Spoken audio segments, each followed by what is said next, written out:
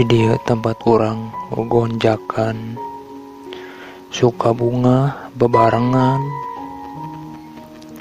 ayeuna tiisen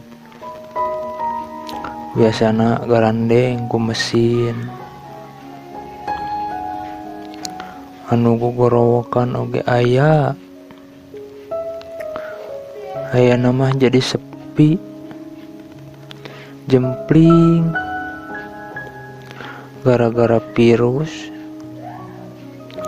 babaturan kayak jadi bubar biasana di dieu maranehna ngarariung sadudulur mudah-mudahan orang sakabeh bisa karumpul deui cing dijarauhkeun tina mara bahaya amin Allahumma amin. Semoga Allah melindungi kita dari virus ini. Amin.